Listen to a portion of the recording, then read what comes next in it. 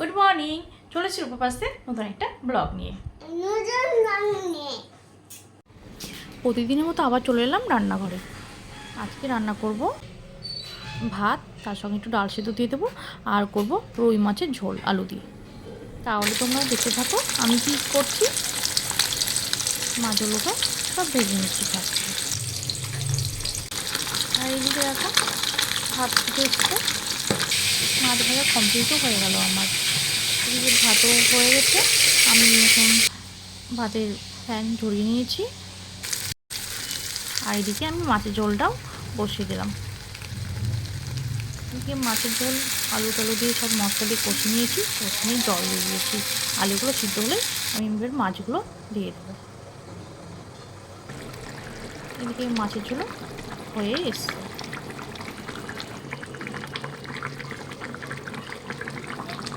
আজকে মতো রান্না কমপ্লিট।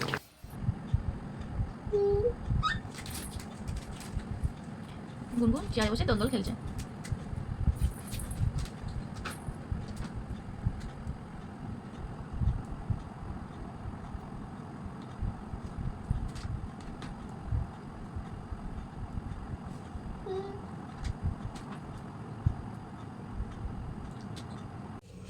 আমরা এখন ডিনারটা করে নেব। রুটি, ডিমের ভুজিয়া, আর গুনগুনের জন্য পেঁয়াজ ছাড়া শুধু ডিম ভেজেছি। তাহলে আজকের মতো ব্লগটা এখানে শেষ করছি। যদি ভালো লাগে থাকে লাইক, কমেন্ট এবং অনুপভার চ্যানেলটিকে অবশ্যই সাবস্ক্রাইব করবেন। দেখা হবে পরের ভিডিওতে। গুড নাইট বন্ধুরা।